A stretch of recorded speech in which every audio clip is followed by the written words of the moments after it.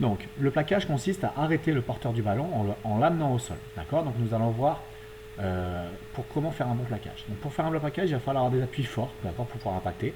Un dos qui va être droit, donc c'est-à-dire à l'horizontale.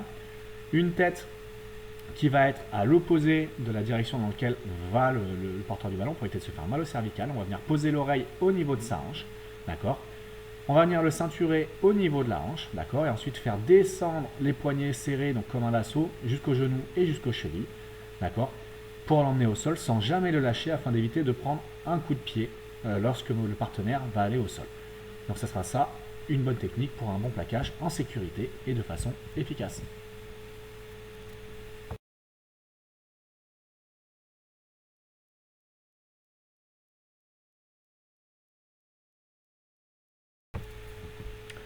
Alors dans cette vidéo, ainsi qu'en EPS, nous allons voir différentes étapes d'apprentissage du plaquage, pour des raisons bien évidentes de sécurité et d'efficacité. Donc la première, on démarrera sur les genoux. Donc vous voyez ici notre plaqueur a les genoux au sol, avec un dos droit si possible. Attention là, il est un petit peu arrondi afin de ne pas se blesser. L'autre critère de réalisation, ce sera de ceinturer, donc faire le tour de son partenaire avec les poignets, d'accord. Ensuite de venir poser son oreille qui va être collée au niveau de la hanche et en fait ensuite de pousser avec ainsi que l'épaule pour aller amener son partenaire, son porteur de balle au sol. D'accord. Donc vous voyez, je pose et je pousse vers l'avant et sur le côté sans le lâcher pour l'amener au sol. L'étape suivante sera cette fois, ensuite, une fois que je l'ai plaqué, ce sera d'essayer de récupérer la balle. Donc pour ça, une fois que j'ai terminé mon plaquage, je vais essayer de finir sur lui et ensuite me relever pour récupérer le ballon. Je me relève puisque les règles du jeu m'obligent à être debout afin de pouvoir jouer le ballon dans un rock. D'accord. Donc voilà. Ensuite, progressivement, nous allons rajouter de la vitesse dans l'exécution. Donc cette fois, vous voyez, l'attaquant, le porteur du ballon, arrivera en marchant, d'accord, et progressivement en trottinant, afin que le défenseur puisse se mettre en place. Donc pour ça, il va falloir, dans un premier temps, mettre la tête du côté opposé dans la direction dans laquelle arrive mon partenaire, d'accord.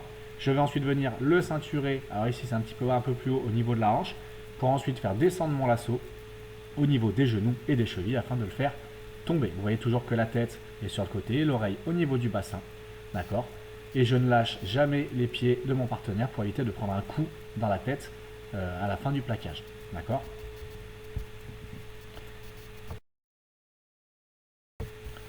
Donc ensuite, voilà, nous allons évoluer cette fois vers un plaquage avec une vitesse un peu plus accélérée. Vous voyez que le porteur du ballon trottine, d'accord.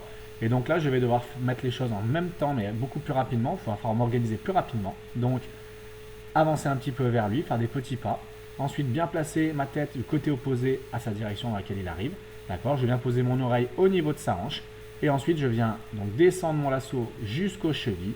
Et je pousse avec mon épaule pour le faire tomber au sol. Et une fois qu'il est au sol, j'essaie de me relever rapidement pour me remettre sur les appuis pour enfin pouvoir essayer de récupérer le ballon.